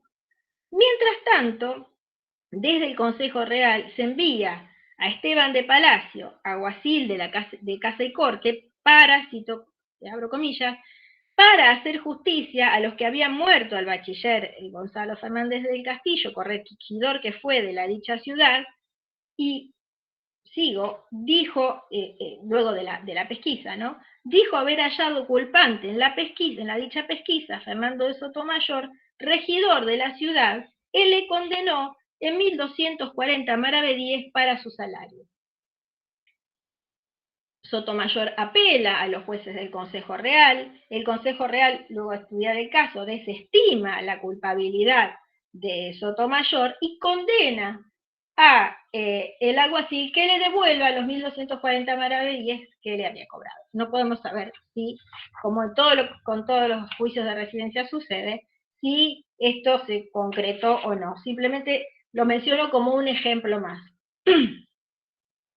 Bien, y ya para ir cerrando entonces, como tantas veces se ha dicho, en el antiguo régimen la economía no se hallaba escindida del poder político. En las ciudades, los mismos agentes que decidían sobre la vida política local y dictaban ordenanzas vinculantes para el conjunto de la comunidad, eran los mismos que gestionaban y disponían sobre los recursos económicos locales. Y era esa misma institución, en el Consejo, donde residían las varas de la justicia. En el periodo estudiado no existía aún un Ministerio de Justicia con unos presupuestos asignados y una capacidad para gestionarlos de manera autónoma. Para eso faltaban varios siglos para que eso llegara. Entonces, con lo que nos encontramos es con una justicia que se sostenía en base a unos recursos asignados, a veces desde la Hacienda Real, a través de libramientos, pero siempre de manera muy aleatoria, y sobre todo se sostenía en base a la gestión misma, es decir, en base a lo que se cobraba de las penas pecuniarias. Esto ha sido muy bien estudiado y sobre todo para los máximos tribunales. Entonces, así como la política, la justicia tampoco se hallaba escindida de la cuestión económica. Insisto una vez más, la justicia formaba parte de las tareas del gobierno. En esta oportunidad la indagación no se limitó solo a los abusos y extralimitaciones cometidos por los jueces en el desempeño de su oficio y la consiguiente incidencia que podía tener la administración de justicia, sino en aspectos que eran aceptados y corrientes, es decir, que se encontraban dentro de los márgenes de lo dispuesto por la normativa. pero que demuestran claramente unas prácticas cotidianas muy diversas, muy distintas a como estamos acostumbrados a pensar la justicia, y que constituyen, a mi juicio, cuestiones clave de la justicia de antiguo régimen. Vuelvo a lo señalado al principio de esta comunicación, la tripartición de poderes con esta idea de un poder judicial independiente es tan fuerte que llevan a preguntarse si, y a tratar de reflexionar, es un poco la idea que propongo, si a pesar del avance formidable logrado en distinguir un orden jurídico y en buena medida también judicial de antiguo régimen, los trabajos en este sentido de Clavero, Antonio Manuel España, Carlos Garriga, Pablo Ortega y por supuesto Tomás Mantecón, que hoy nos acompaña, insisto, un avance formidable para estudiar y distinguir la justicia de antiguo régimen. Me pregunto si no es necesario dar un paso más, un ajuste más a para marcar un distanciamiento aún mayor, un extrañamiento aún mayor. Así como desde hace décadas se discute sobre las formas del poder político, que no debemos denominar Estado a cualquier forma de poder, pues identificar todas las formas de poder bajo una misma identidad, valga la redundancia, perdemos los procesos de cambio de la historia, los procesos de cambio de la historia que son la esencia de nuestra disciplina, como dije, la preocupación fundamental de nuestra disciplina, como señalara Marc Bloch. Entonces, digo, insistir en los procesos de cambio operados en la administración de justicia y sobre todo en la gestión económica de la administración de justicia. Creo que debemos seguir hurgando en la dinámica cotidiana para encontrar unas prácticas que precisamente porque nos son extrañas, nos resultan ajenas, quizás no les hemos prestado la suficiente atención. Digo, sí, insisto, en definitiva, no debemos mostrar un mayor extrañamiento con respecto a lo que llamamos justicia para los siglos pasados. Muchas gracias. Bueno, ahora cambio mi rol de expositora por mi rol de coordinadora.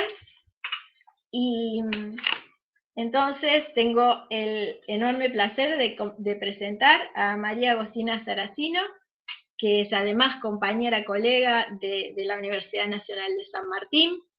Les cuento, Agostina es doctora por la Universidad de Buenos Aires, y en cotutela, y por la École de Haute Étude en Ciencias Sociales de París. Es magíster en estudios avanzados e investigadora en historia por la Universidad de Salamanca, España, profesora y licenciada en historia por la Universidad de Buenos Aires. Actualmente se desempeña como jefa de trabajos prácticos en las carreras de Historia de la Universidad de Buenos Aires y la Universidad Nacional de San Martín, y es becaria postdoctoral de CONICET. Miembro del Centro de Investigación en Historia Conceptual de la Universidad de San Martín, becaria en el Instituto de Filología y Literaturas Hispánicas de la Facultad de Filosofía y Letras de la Universidad de Buenos Aires, miembro estatutario de Monde Ibérique, socia ordinaria de la Asociación Internacional de Hispanistas, ha recibido becas de la Universidad Autónoma de Madrid, la Universidad de Salamanca, Casa de Velázquez, del Ministerio de la República Argentina, el Ministerio de Asuntos Exteriores de Francia y de CONICET también. Ha participado en congresos, encuentros académicos nacionales e internacionales, y forma parte, integra numerosos proyectos de investigación, y también, por supuesto, ha publicado artículos en revistas especializadas. El trabajo que compartirá con nosotros hoy se llama Representarse más allá de las tablas en el siglo de oro español, la legitimación social de un oficio entre la justicia y la voz pública. A vos te doy la palabra. Gracias, Eli. Buenos días a todos. Antes que nada, muchas gracias a la Fundación por este espacio y a Elisa por tenerme en cuenta que yo soy un poco un outsider en estos estudios de historia de la justicia. Déjenme un segundo, a ver si logro compartir la pantalla. Vamos.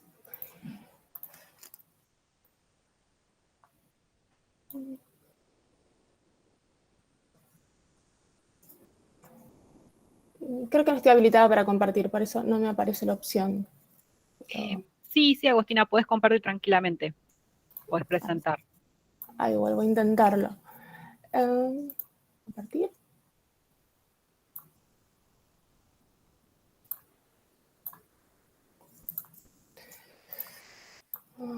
Ahí estamos. Perdón la demora. Bien. Ahí se está presentando. Gracias.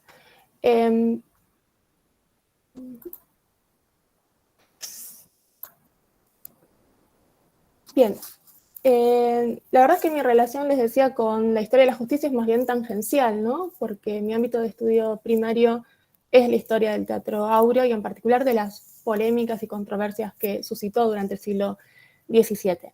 Sin embargo, los pleitos han provisto desde siempre una documentación de primer orden, ¿no? A la hora de investigar el desarrollo del teatro público temprano moderno, y hoy en particular mi idea es centrarme en lo que pueden aportar al análisis de la autorrepresentación de los actores o representantes en esta época.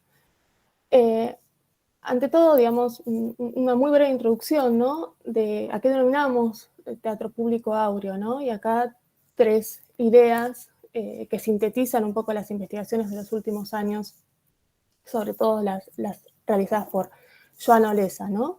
En este mercado cultural, que es el teatro público temprano moderno, van a concurrir 3 fenómenos. Por un lado, la construcción de estos locales fijos, de representación con fines comerciales, que son los corrales.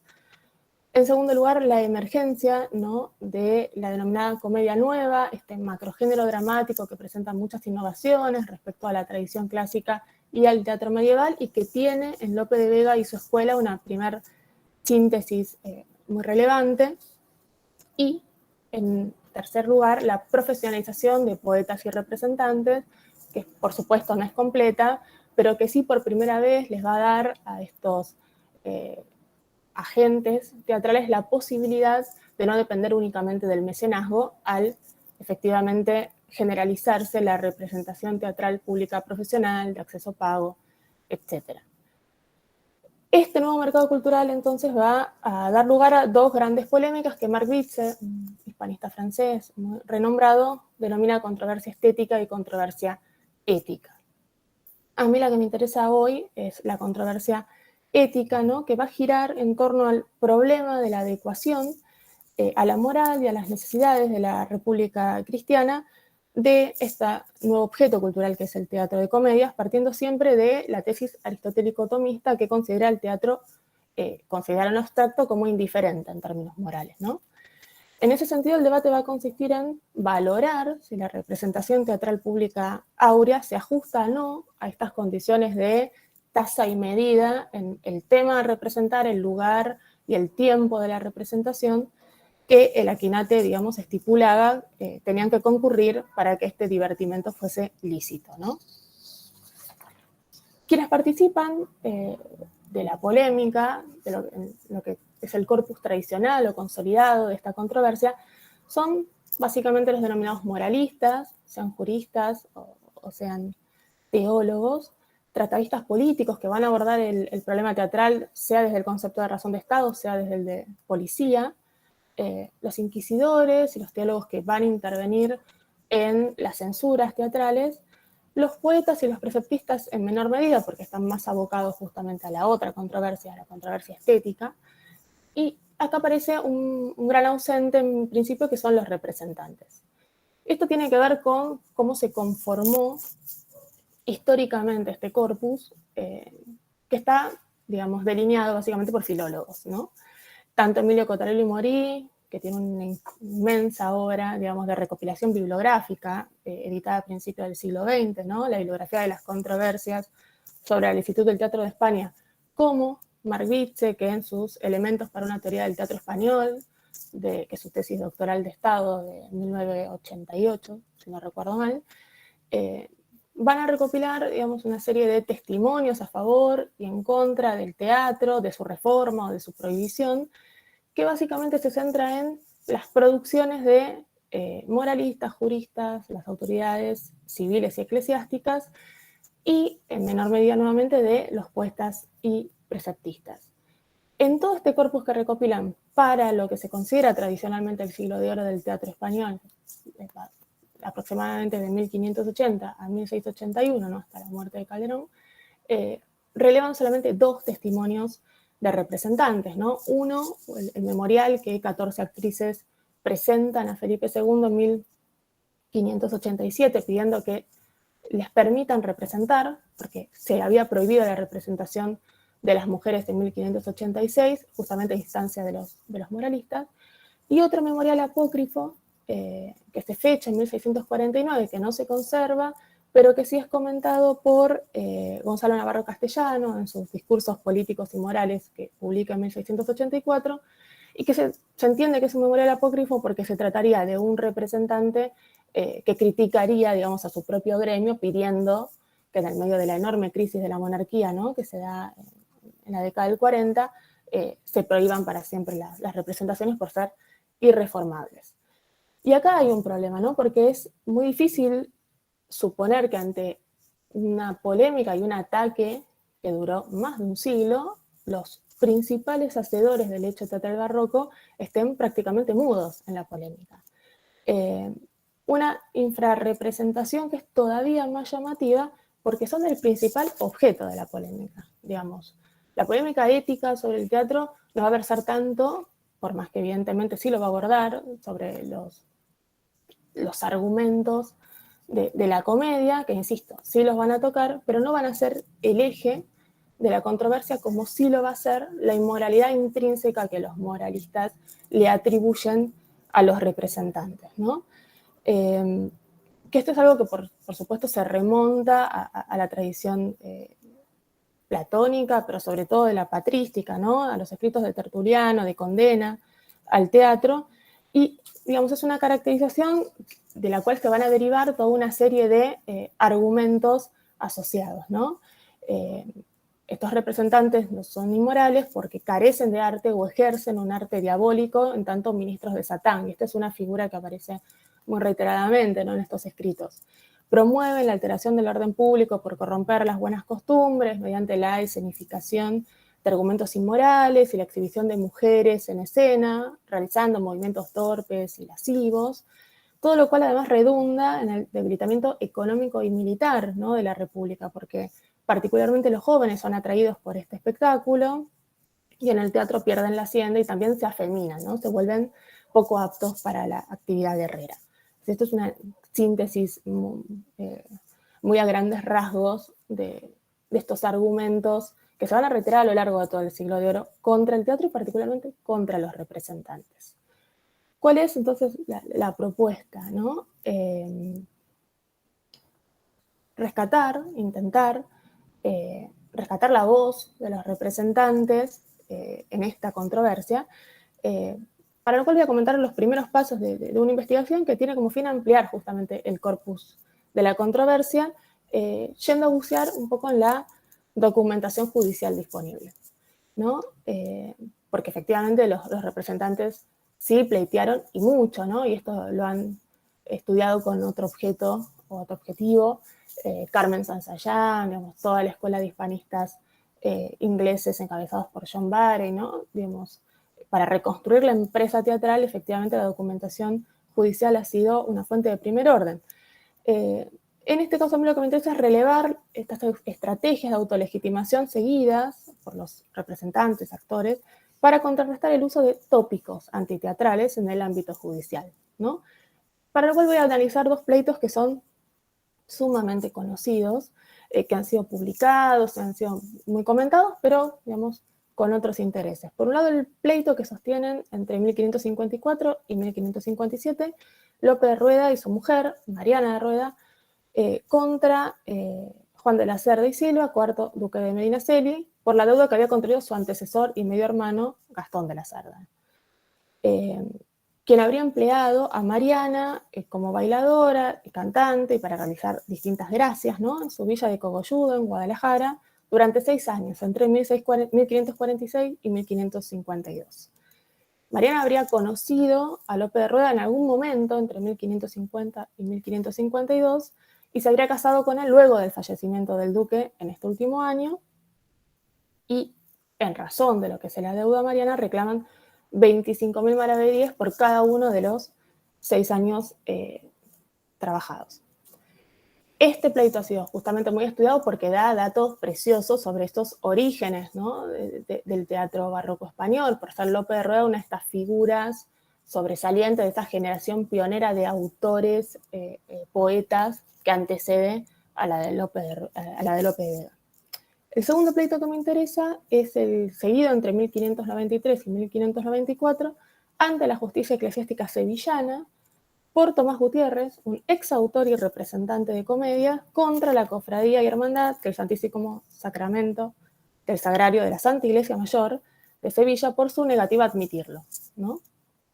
Este pleito también fue muy, que se encuentra editado en su totalidad, y fue muy estudiado porque ahí hay nuevamente un autógrafo de Cervantes, ¿no? Hay una declaración de él a favor de Tomás Gutiérrez con su firma autógrafo. En este sentido, los dos pleitos son muy conocidos, pero no se han puesto en una relación sistemática, si se quiere, con esta controversia.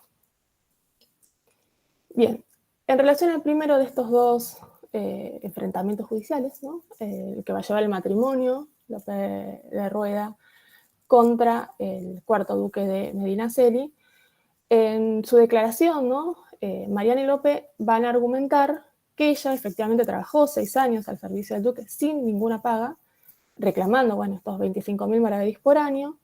Van a establecer además que vivió en la villa de Cogolludo como una criada más, que su función era servirle en fiestas y regocijos, para lo cual solía acompañarla además vestida de hombre, ¿no?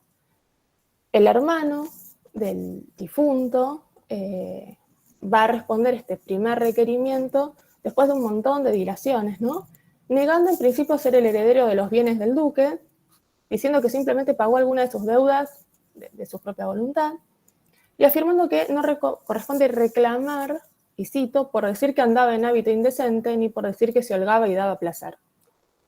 Con esto alude, digamos, por un lado, el tópico de la indecencia de la mujer vestida de hombre, que es un tópico sumamente recurrente, ¿no?, en toda la controversia sobre la comedia áurea. Sin embargo, en esta respuesta, el duque afirma que la que se holgaba era ella, ¿no?, con lo cual insinúa que Mariana estaba de alguna manera amancebada con el tercer duque de Medinaceli, insinuación que sus testigos van a corroborar y a insistir en ese tema. Es interesante señalar que más adelante esta será una de las principales denuncias de moralistas como Lupercio Leonardo de Argensola respecto al efecto corrosivo de las actrices sobre el orden social, ¿no?, la pérdida para las casas nobiliarias de la honra y el honor que se sigue del amancebamiento con actrices. Al momento de realizar la probanza de lo que estaban reclamando, Mariana y Lope de Rueda van a presentar 11 testigos, que incluían tanto a miembros del servicio del difunto duque, algunos de los cuales seguían en servicio de su heredero, que no se reconocía como tal, como también a 2 músicos y un danzante que, más que probablemente, acompañaban en ese momento a Lope de Rueda en sus representaciones. Las preguntas que le formulan, ¿no?, en esta instancia inicial del interrogatorio, además de las de rigor, ¿no?, sobre edad, residencia y vínculo con los demandantes, apuntan justamente a corroborar que Mariana había vivido con el duque y trabajado para él, cantando y danzando con maestría, y esto se subraya, ¿no?, siendo muy graciosa, que bailaba muy bien, y que había llegado a vestirse de hombre e incluso a cortarse el pelo por su pedido, pero siempre realizando tareas lícitas para cualquier mujer de bien, ¿no? Acá este tópico de la decencia es central. Entre los testigos que declararon, vamos a comentar 2 deposiciones. La primera es la de Pedro de Benavente, cocinero del duque, que da cuenta, por ejemplo, de que efectivamente Mariana trabajaba divirtiendo al duque mediante el canto y el baile, y que se vestía de hombre con ropa del propio duque, porque este, y cito, se holgaba mucho de verle estar en ámbito de hombre. Esta atracción que ejercen las mujeres vestidas de hombre sobre los espectadores, nuevamente va a ser muy denunciado a lo largo de toda la controversia, aunque alcanzará su primer momento álgido bastante más tarde, ¿no?, durante la representación para que representen las mujeres determinada por Felipe II en 1586. Sin embargo, el corte de cabello no es un dato que se encuentre frecuentemente en los testimonios de los moralistas, ¿no?, por lo que parece responder más que a la necesidad de una performance artística, no de una mímesis teatral, a la de un disfraz más efectivo para Mariana a la hora de acompañar al duque como parte de su comitiva, ¿no? Esto es algo que atestiguan todos los testigos de ambas partes. Por su parte, Alonso Guetina, un danzante vecino de Toledo, va a afirmar no solo la gracia y buen oficio de Mariana como bailarina, cantante y recitadora, sino que va a resaltar lo desgastante de esta tarea y la merecida recompensa que se sigue del magisterio que ella tenía en estos oficios. Este tópico del sacrificio de la gente de teatro es otro que va a aparecer, pero en los testimonios de la controversia que salen en defensa del teatro, ¿no? Como por ejemplo el del Pinciano, ¿no? En Filosofía Antigua Poética, una obra de preceptiva que se edita en 1596. Al no presentar probanza alguna de su parte, el cuarto duque de Medinaceli fue condenado por el licenciado Arceo, alcalde de su majestad, a pagarle 60.000 maravedís a Mariana y Lope de Rueda el 7 de noviembre de 1554. Pero el duque apeló 2, 3 veces y recién, a partir de la tercera apelación, se decidió a realizar probanza, ¿no? Presentando varios testigos, todos criados suyos. En el interrogatorio que realiza, se pasó de la insinuación a la acusación directa de que Mariana no había sido una criada, sino una mujer de regocijo y placer a la cual se le pagó con muchos dineros, joyas y vestidos. Lo interesante es que, si bien la mayor parte de estos testigos insinuaron, ¿no?, que Mariana mantenía algún tipo de comercio carnal con el duque, también señalaron que bailaba, cantaba y representaba para él, ¿no?, denominándola chocarrera, que es un epíteto con el cual se hacía alusión a un tipo de representante de baja estofa. De este modo, aunque el duque logró establecer que Mariana había recibido algún tipo de compensación en especie en vida de su antecesor, no ganó el pleito, sino que consiguió que en la sentencia dictada el 16 de marzo de 1557 se rebajase el monto a pagarle de 60 a 25.000 maravedís en total. En el caso del pleito que Tomás Gutiérrez entabló con la Cofradía y Hermandad del Santísimo Sacramento del Sagrario de la Santa Iglesia Mayor de Sevilla, el principal argumento que esta cofradía esgrime para negarse a admitirlo es un tópico central en la controversia ética, ¿no?, que es el carácter legalmente infame de los representantes. Si bien en su declaración los hermanos de la cofradía no citan ninguna ley ni canónica ni civil en concreto, cosa que sí van a hacer otros moralistas más versados por ahí en derecho canónico, la referencia fundamental en el ámbito hispano es lo estipulado a este respecto en las 7 partidas de Alfonso el Sabio, ¿no?, que ahí se citan. Justamente en esta ley se establece la infamia de quienes representan públicamente por dinero cosas ridículas, digamos, ¿no?, los hacedores de los agarrones, mientras que quienes cantan, bailan o tocan instrumentos o representan, y cito, por solacar a sí mismos o para hacer placer a sus amigos o dar alegría a los reyes o a los otros señores, no serán por ello infamados. Esta distinción es central, ¿no?, justamente porque la probanza de la cofradía va a consistir en presentar 10 testigos que den fe de que Gutiérrez no solo ejerció como representante profesional a esta edad adulta, es decir, que no fue un pasatiempo de juventud, sino que además representó figuras torpes y lascivas, sobre todo propias del repertorio entremesil, que actuó en tablados públicos y que no tiene las conexiones de las que se jacta en la alta sociedad que avalarían su honorabilidad. La declaración de Tomás Gutiérrez, reconocido autor y representante de origen cordobés, muy vinculado con el mundo del teatro, incluso más allá de Sevilla, va a consistir primero en señalar que hacía más de una década que no ejercía el oficio, ¿no?, siendo en el momento del pleito dueño de una posada honorable, no un mero mesonero. Pero inmediatamente a continuación va a retomar y a elaborar la distinción contenida en las partidas, ¿no?, diciendo que él no había sido un histrión ni de los, y cito, hombres jocosos que se desnudan en cueros y hacen actos lascivos y torpes, y que justamente son por ello infamados. No, él había sido autor de comedia, nuevamente cito, que con discreción y artificio representa cosas altas y memorables. Por ello se consideraba, ¿no?, que los representantes eran estimados en la República al punto que tenían trato y comercio con el rey y otros miembros de la nobleza. Esto último lo diferenciaba claramente, según su criterio, de quienes ejercían oficios manuales, como varios de los miembros de la cofradía, que él se va a encargar de nombrar uno por uno en una declaración posterior para escándalo, digamos, de todos los cofrades. Más aún, afirmaba Gutiérrez, a tal punto representar comedias con arte no era infamante, que muchos representantes servían, luego de retirarse, en oficios públicos sumamente honorables y prestigiosos, ¿no? Habían tomado algunos de ellos incluso los hábitos, pero también se ha dado el caso inverso. Muchos curas, digamos, clérigos con cura de almas, representaban obras teatrales. Al igual que los hermanos de la cofradía, Gutiérrez presentó 10 testigos. En su lista se cuentan 7 personas relacionadas con el mundo del teatro, entre ellos 2 autores de comedias muy importantes para esta época, Cosme de Oviedo y Jerónimo de Velázquez, un poeta que participaba activamente en la festividad del Corpus Sevillano, Reyes Mejía, y el testigo más célebre de todos, Miguel de Cervantes Saavedra.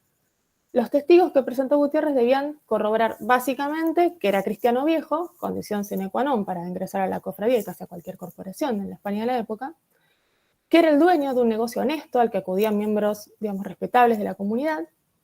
Dato de suma relevancia, ¿no? Porque la cofradía se complacía en presentarse como integrada por un grupo social selecto de comerciantes, artesanos acomodados.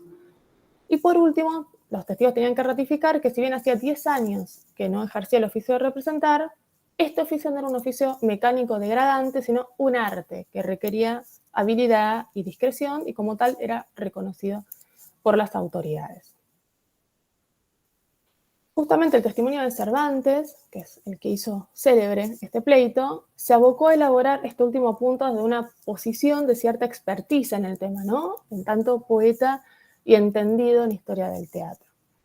En ese sentido, Cervantes reitera la diferencia entre los justamente infames mimos y pantomimos, cuya performance estaba orientada a la jocosidad, en base sobre todo a la gesticulación del movimiento corporal, y los representantes de cosas graves y honestas, entre los que se contaba Gutiérrez. Que esto último no era considerado socialmente infamante, lo argumenta Cervantes, trayendo a colación el ejemplo de un fulano Vergara, un ex representante que había sido admitido como oidor en la Real Chancellería de Valladolid por su majestad. Digamos, funcionario que efectivamente existe, ¿no? Jean Canavallo lo rastreó. Pese a que los testigos presentados por la cofradía insistieron en el pasado poco edificante de Gutiérrez como representante profesional de entremeses e intentaron soslayar su actividad como autor y representante pago en los autos sacramentales y en recintos universitarios y cortesanos, lo cierto es que el pleito se resolvió a su favor y la sentencia fue pronunciada por el provisor eclesiástico y juez, el licenciado Íñigo Lefiniana, el 13 de enero de 1594.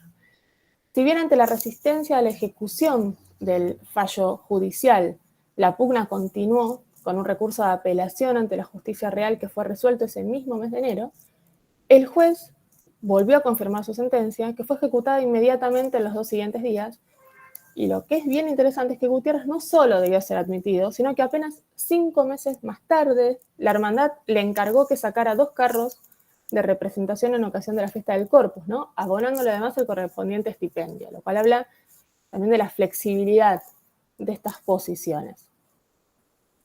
Ya para recapitular y esbozar algún tipo de conclusión preliminar, lo primero que tengo que señalar es que es evidente que en estos 2 pleitos se hacen presentes varios de los tópicos antiteatrales que articulan la controversia ética a lo largo de todo el Siglo de Oro. Pero particularmente se resaltan 2, ¿no? Por un lado, el de la infamia legalmente sancionada de los representantes, que se va a reiterar a lo largo de todo el siglo XVII, y por otro, el del carácter inmoral de los, y sobre todo, las mujeres representantes, ¿no? En el marco de este último estereotipo estigmatizante, se encuadra el debate sobre la mujer vestida de hombre, que atraviesa el proceso que inicia Mariana de Rueda contra el deudo, ¿no?, de su fallecido señor, el duque de Medinaceli. En este sentido, es interesante notar cómo el travestismo de las representantes en escena, fuertemente rechazado por los moralistas, aparece en el marco de este proceso, primero extremado, ¿no? Ella no solo se traviste, sino que además se corta el cabello. Y luego asociado no solo a situaciones de performance artística, ¿no? Esto de que al duque le gustaba verla bailar con hábito de hombre, sino también a salidas sociales, ¿no? Donde Mariana participa de la comitiva del duque, como son las salidas de casa. A la luz de célebres casos de mujeres que adoptaron hábitos e incluso identidades masculinas, ¿no? En la modernidad temprana para ejercer roles de dicho género, como el de la monja alférez Catalina de Erauso, cabe preguntar si el personaje dramático de la mujer que en la comedia se viste de hombre para salir al mundo más protegida, no está elaborando una experiencia social preexistente de la cual Mariana de Rueda sería un ejemplo más, ¿no? Particularmente relevante porque está conectada con el mundo del teatro. Por otro lado, en lo que hace a la defensa del oficio de representar, que se vislumbra por parte del matrimonio Rueda y de Tomás Gutiérrez y toda la gente de teatro que concurre en defensa de ambos, ¿no? Como testigos, debemos señalar la evolución que se produce entre ambos pleitos, ¿no? En la caracterización de los representantes profesionales, ¿no? Y esto da cuenta, obviamente, de la consolidación de las compañías de representantes y del teatro como objeto cultural. Ya para fines del siglo XVI se va a insistir no solo en su radical diferencia con el simple histrión, señalando el esfuerzo que conlleva el oficio de representar profesionalmente, sino además se va a insistir en el arte y la discreción que este oficio implica. Esto expresa no solo este afianzamiento al que me refería de las compañías de representantes, sino la temprana puja por legitimar socialmente su oficio, que van a emprender los propios representantes, ¿no? Y que los restantes testimonios en defensa del teatro que hay en la controversia, como justamente el del Pinciano o más tarde el de Cascales, no llegan a dimensionar, ¿no? Los representantes defendieron su oficio por sí mismos, no solamente a través de preceptistas, amigos de los poetas célebres del momento.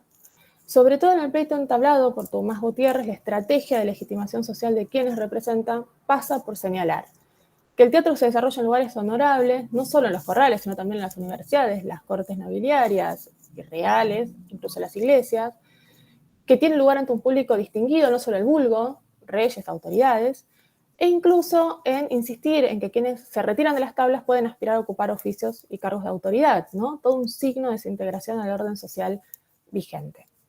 De ahí la relevancia de los testigos que aparecen en estos pleitos para dar cuenta de la red de contactos y avales sociales con que contaban los representantes y que deja ver que la controversia ética sobre el teatro áureo se desarrolló en ámbitos sociales que excedieron ampliamente la corte y los consejos y que asimismo desbordó los impresos de moralistas y juristas para expresarse en manuscritos y deposiciones orales en que la gente de teatro halló finalmente una forma de hacer sentir su voz. Muchas gracias. Bueno, qué justo, te iba a decir que quedaban unos minutos y perfecto. Muchas gracias, Agostina. A ustedes.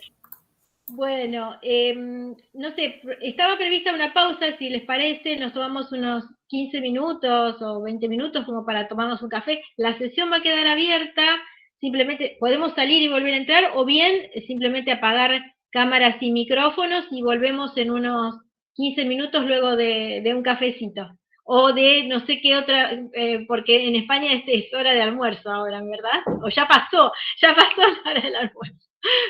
Bueno, muchas gracias a todas y a todos. Nos encontramos en 15 minutitos.